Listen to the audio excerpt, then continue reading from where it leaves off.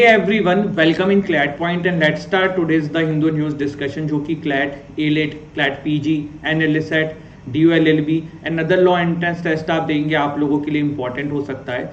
एक चीज़ देखिए, आज जो है ना कुछ अभी स्टूडियो में दिक्कत हुआ है, लेकिन मैंने जितना सेटअप कर पाया है कर रहा है, क्योंकि अभी हमारा टेक्निकल टीम के बंदे आए नहीं है। अगर कोई दिक्कत आ रही है तो कोई बात नहीं है, बस आवाज़ एंड वीडियो आपको दिखे ये मैंने इंश्योर किया है। बाकी चीज़ें आई थिंक थोड़ा सा ऊपर नीचे हो सकता है। अगर आप लोग क्लैट पीजी, क्लैट यूजी, एनएलएसएट, डीयूएलएलबी के 2023 या 24 की तैयारी कर रहे हैं, आप इसमें किसी भी कोर्सेज में इनरोल करना चाहते हैं तो डिस्क्रिप्शन से हमारी एप्लीकेशन को डाउनलोड कर लीजिए। वहाँ पे डेमो क्लासेस हैं, डेमो लेक्चर्स को देख लीजिए। कोई भी डाउट हो, कोई भी बात हो, आप वहाँ पे देख के पूछ के चेक कर सकते हैं। इसके अलावा आप मॉक टेस्ट हमारे लेना चाहें वो भी ले सकते हैं। तो डिस्क्रिप्शन से एप्लीकेशन डाउनलोड करिए, बाकी सारी जानकारी जो है फिर आपको एप्लीकेशन के अंदर मिल जाएंगी। चलिए फिर आगे बढ़ते हैं, शुरू करते हैं हमारे आज के सेशन को। काफ़ी कुछ है अच्छा आज की डेट में हमारे पास डिस्कस करने के लिए। डिटेल में डिस्कस करेंगे और अच्छे से डिस्कस करने की कोशिश करेंगे, ठीक है। तो देखिए, सबसे पहले एक आर्टिकल आया है, positioning India in a chaotic world. ये आर्टिकल जो है ना, देखिए MK नारायणा साहब ने लिखा है और ये काफ़ी अच्छे आर्टिकल्स लिखते हैं जब भी ये लिखते हैं इंटरनेशनल रिलेशन के ऊपर, और IR के ऊपर ये आर्टिकल यहाँ पे आज की डेट में आया हुआ है। थोड़ा सा इसको समझते हैं, इसमें से जो पॉइंट्स निकल के आ रहे हैं वो देखने की कोशिश करते हैं, और जो भी हमारे काम की चीज़ें एग्जाम के पर्सपेक्टिव से हम निकालेंगे। अभी देखिए क्या हुआ है, काफ़ी समय से आप देख रहे हो वर्ल्ड ऑर्डर जो है काफ़ी हिला हुआ है। हमारी जो कंट्री है, हमने यूक्रेन का भी ओपनली सपोर्ट नहीं किया, ना ही हमने ओपनली रशिया का सपोर्ट किया, ना ही हम रशिया के अगेंस्ट में ओपनली गए, ना ही हम ओपनली यूक्रेन के अगेंस्ट में गए। काफ़ी दिन से हम समझ रहे हैं कि इंडिया जो है अभी वो मल्टी अलाइनमेंट की नीति जो है वो अपना रहा है। अभी क्या हुआ, देखिए मोदी जी ने कहीं ना कहीं पुतिन जी को हिंट दिया इस बार कि हम चाह रहे हैं कि चीज़ें सॉर्ट आउट हो जाएं। कैसे? मोदी जी ने ये बोला, this is not the era of war और it is one of democracy, dialogues and diplomacy. मतलब कहने का तरीका ये था, इनडायरेक्टली जो इसका पूरा मतलब निकल के आता है वो ये निकल के आता है कि भाई पुतिन जी थोड़ा सा वॉर की तरफ से ध्यान हटाते हुए थोड़ा शांत करिए इस मैटर को। तो ये इंडिया ने अपने तरीके से कहा, और पहली बार ऐसा हमारी तरफ से रशिया को कोई संदेश गया है, जिसको रशिया ने भी ओपन हैंड से एक्सेप्ट किया है। उन्होंने भी बोला है कि हाँ, हमें समझ में आ रहा है इंडिया का कंसर्न क्या है।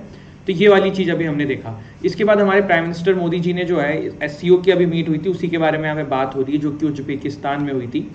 इसके बाद हमारे जो प्राइम मिनिस्टर हैं नरेंद्र मोदी जी, उन्होंने Russia as well as Ukraine दोनों ही कंट्री को धन्यवाद दिया कि हमारे जो स्टूडेंट्स यूक्रेन में फंसे हुए थे उनको लाने में, वापसी में काफ़ी मदद करी दोनों कंट्रीज ने हमारे देश को।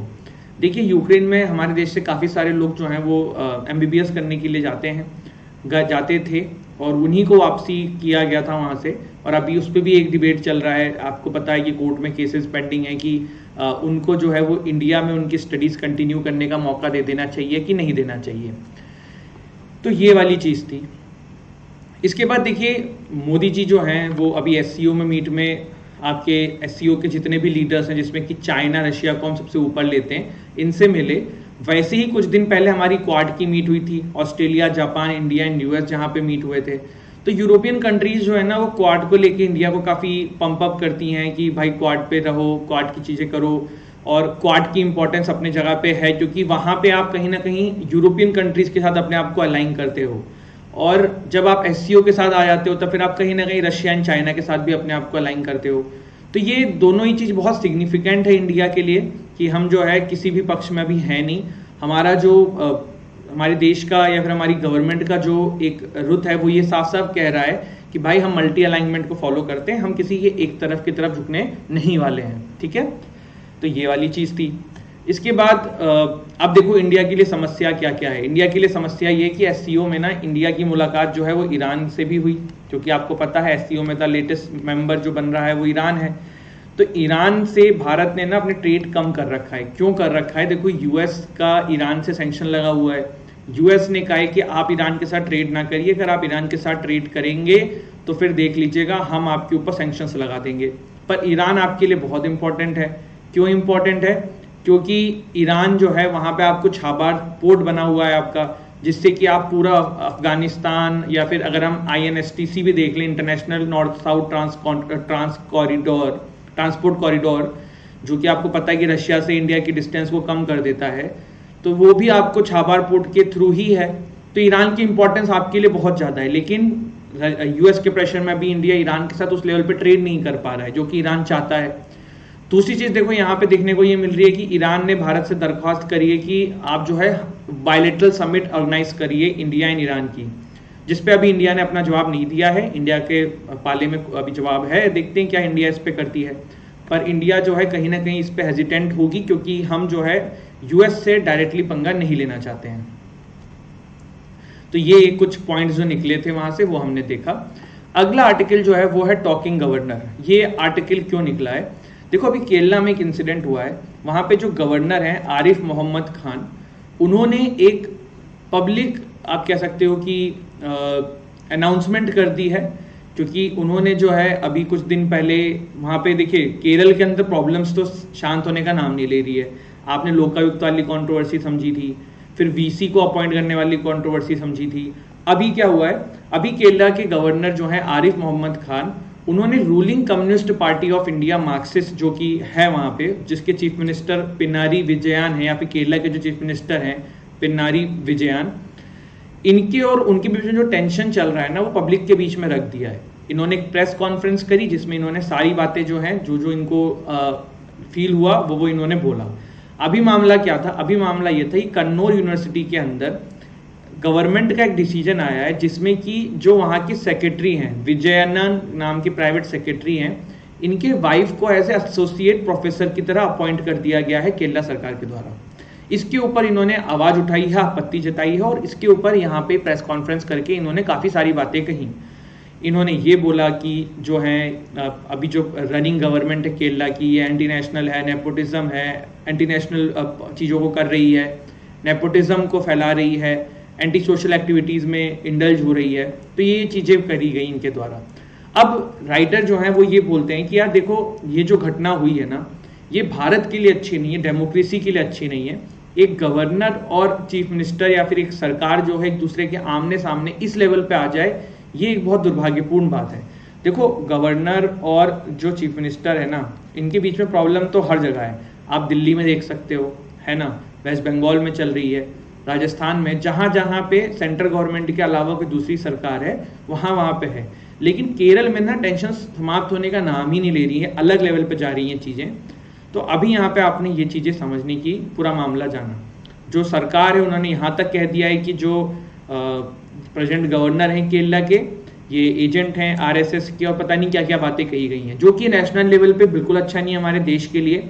इस तरीके से डेमोक्रेसी के दो इम्पॉर्टेंट एस्पेक्ट जो हैं हमारे जो कॉन्स्टिट्यूशन में, जो दो इम्पॉर्टेंट ऐसी पोस्ट है चीफ मिनिस्टर एंड गवर्नर, ये दोनों आमने सामने खड़े हैं और इस तरीके की बातचीत या आलोचना एक दूसरे की हो रही है, जो कि अपने आप में एक बहुत देश के लिए एज वेल एज केरला के लिए अच्छी चीज नहीं है। इसके बाद देखिए सिर्फ बात यहीं पे तो नहीं थी, आपको मैंने पहले बताया था लोकायुक्त वाली कंट्रोवर्सी याद होगी, जिसके अंदर जो है गवर्नर के पास पावर नहीं बची है अब किसी को हटाने की, अगर लोकायुक्त रिकमेंड भी करता है तो वाली भी कंट्रोवर्सी जो है वो केरल में चली हुई है। ठीक है, तो वही चीज़ यहाँ पे रिपीटेटिवली लिखा हुआ है। अब लो फॉर डिग्निटी, ये आर्टिकल क्या है? देखो आपको कुछ दिन पहले मैंने केस याद कराया, केस हमने न्यूज़पेपर में पढ़ा था, S Sushma versus commissioner of police 2021। इस केस के अंदर जो है तमिलनाडु के अंदर मद्रास हाई कोर्ट ने कन्वर्जन थेरेपी को रोक लगा दिया था और प्रोहिबिट कर दिया था। इन्होंने ये भी कहा था कि जो इन तरीकों की चीज़ों में पाया जाएगा ही विल बी पनिश्ड, और प्रोहिबिट किया गया था Indian medical council professional conduct etiquettes and ethic regulation 2002 के तहत। कन्वर्जन थेरेपी होता क्या? देखो कन्वर्जन थेरेपी एक प्रोसेस होता है जो काफ़ी सारे आर्टिफिशियल हार्मोन्स को इंसान के शरीर में डाल के उसका जो सेक्सुअल ओरिएंटेशन है वो चेंज करने की कोशिश करी जाती है। देखो आप इसके बहुत सारे एग्जांपल्स मूवीज़ में देख सकते हो, डॉक्यूमेंट्रीज बहुत सारी यूट्यूब पे पढ़िए, देखिएगा। जैसे मान लो कोई एक किड है जिसका नाम है एक्स, उसके पेरेंट को पता पड़ता है कि ये जो किड है ये दिखने में मेल जैसा है लेकिन इसके अंदर सेक्सुअल ओरिएंटेशन फीमेल वाली है। तो उसके पेरेंट्स, देखो अभी वो किड है क्योंकि उसको तो बच्चा है, उसको तो नहीं है कंट्रोल अब चीज़ों का, वो तो अपने ऊपर भी कंट्रोल नहीं कर सकता, अभी तो 14-13 ईयर का है, तो पेरेंट्स जो कहेंगे वो करेगा। तो पेरेंट्स फिर ना उसको मान के किसी डॉक्टर के पास ले जा रहे हैं और कह रहे हैं कि भाई इसको मेल ही बनाओ, ये मेल ही दिखता है, इसको मेल जैसा इसके अंदर जो है कन्वर्जन थेरेपी का यूज़ करके करो। अब देखो कन्वर्जन थेरेपी के ना अगर आप जब साइड इफेक्ट्स पढ़ोगे तो बहुत बार क्या होता है कि कुछ फायदा भी नहीं होता है और इतने सारे हार्मोन्स आपके अंदर डाल दिए जाते हैं ना कि आप डिप्रेशन या बहुत सारी अलग अलग टाइप की बीमारियों का फिर सामना करना पड़ जाता है इंसान को। तो ये एक बहुत बड़ी प्रॉब्लम है कन्वर्जन थेरेपी की, जिसकी वजह से काफ़ी सारी समस्या का विषय समय समय पर देखने को मिलता है और उस पर रोक लगा दी गई थी। पर अब राइटर क्या कह रहे हैं, राइटर ये कह रहे हैं कि देखिए हमारे देश में LGBTQ कम्युनिटी के लिए जो वन ऑफ द मतलब बहुत इंपॉर्टेंट वर्डिक्ट था, Navtej Singh Johar versus others union of India 2018 का केस था, जो कि क्वेयर कम्युनिटी के लिए एक लैंडमार्क जजमेंट था। वो एक अच्छा प्रयास था सरकार के द्वारा, या सरकार बोल रहा हूँ, कोर्ट के द्वारा इस कम्युनिटी के लिए। बट अब एक समय आ चुका है कि प्रॉपर लेजिस्लेशन फॉर्म किया जाए जो कि सारी कन्वर्जन थेरेपी जितनी भी ऐसी प्रैक्टिसेस हो रही हैं इसको प्रोहिबिट करे और all India pan India level पे इस चीज को इनेक्ट किया जाए, पनिशमेंट दी जाए। तो ये वाली बात इस आर्टिकल के तो राइटर कहने की कोशिश कर रहे हैं। अगला आर्टिकल है China remains formidable challenge says navy chief. तो नेवी के हमारे जो चीफ हैं वो ऐसा कह रहे हैं कि इंडियन ओशियन में देखिए चाइना जो है ना वो उल्टी सीधी गतिविधियां करता रहता है और चाइना जो है it's always a formidable challenge, ये हमारे लिए चैलेंज है। और फिर काफ़ी सारी बातें यहाँ पे इसी तरीके की कही गई हैं। एग्जाम के पर्सपेक्टिव से इतना कुछ है नहीं तो इसलिए हम इसको डिटेल में नहीं जा रहे हैं। EWS quota does not erode right of SCs, STs and OBCs, centre का ऐसा कहना है फ्रॉम द सुप्रीम कोर्ट। आपको पता है कि EWS पे मैटर जो है वो कोर्ट में आया हुआ है। यहाँ पे एक नया अभी मसला उभरता हुआ दिख रहा है। कुर्मी कम्युनिटी जो है हमारे देश की, वो लोग डिमांड कर रहे हैं ST लिस्ट में आने के लिए। रेलवे ट्रैक्स एंड एक्सेट्रा जो है वो यहाँ पे जाम किए जा रहे हैं। कुछ समय पहले आपने गुर्जर आरक्षण के दौरान भी रेलवे ट्रैक्स पे जाम एंड एवरीथिंग देखा था, तो वो चीज़ जो है फिर से अभी कुर्मी कम्युनिटी के डिमांड में भी देखने को मिल रही है। लंपी स्किन डिजीज पे टेक्स्ट वाला जो अपना पेज होता है ना, इसमें पूरा एक आर्टिकल निकला हुआ है। बट आपके सर है ना, आपको ऑलरेडी पढ़ा दिया है यार, है ना। लंपी स्किन डिजीज हमने ऑलरेडी पूरा कर लिया है, काऊ कैटल वाला आज से 2 या 3 दिन पहले किया है। कल किसी ने मेरे से कहा था कि सर आप रेफरेंस सही नहीं देते हो कि आपने किस दिन वो सेशन कराया है। तो यार इसके लिए आप लोग डेली देखो ना। अब मुझे कैसे याद रहेगा कि मैंने आज से 4 दिन बाद पहले किया कि 3 दिन पहले किया, एग्जैक्ट डेट तो नहीं पता ना। तो इसका सॉल्यूशन क्या है कि डेली देखा करो सेशन। तो जो स्टूडेंट डेली देखते हैं ना उनको जल्दी समझ में आ जाएगा कि हाँ यार किस दिन पढ़ाया था सर ने। तो थोड़ा सा आप ये चीज़ करो। बाकी हम भी इसमें एक नया प्रयास भी कर रहे हैं कि टाइम स्टैम्प लगाने लग जाएंगे विद इन कमिंग डेज। जब भी नए सेशंस आएंगे कुछ दिन के अंदर इसको किया जाएगा, जिससे कि आप डायरेक्टली सर्च करके किसी भी टॉपिक को क्लैट पॉइंट लिख के ढूंढ सकते हो कि यार वो टॉपिक कहाँ है। ठीक है, आज का लास्ट आर्टिकल डिस्कस करके फिर आज के सेशन को वाइंड अप करेंगे। गोडार्ड के ऊपर ये आर्टिकल आया हुआ है। जीन लुक गोडार्ड जो हैं ये एक फ्रेंच स्विस फिल्म डायरेक्टर हैं। असिस्टेड सुसाइड के थ्रू जो है इन्होंने अपने आप को मार डाला है या फिर मरवा दिया है। तो असिस्टेंट सुसाइड को हम जो है यूथेनेसिया के नाम से इंडिया में जानते हैं, हम उसी के नाम से काफ़ी ज़्यादा आप इसको समझ पाओगे। तो असिस्टेंट सुसाइड जो है ये स्विस लॉ के अंडर जो है सर्टेन कंडीशंस में अलाउड है। Physicians and organisations are allowed to provide assistance to suicide within the framework of the law and under the medical codes of ethics as long there are no selfish motives. ये आपका Swiss का जो कानून है उसके तहत इन्होंने euthanasia के थ्रू जो है अपने आप को मरवा लिया है। मेडिकली असिस्टेंट सुसाइड जो है या यूथेनेशिया जो है ये एक पर्सन को चांस देता है कि वो अपनी लाइफ को खुद से खत्म करवा सकता है।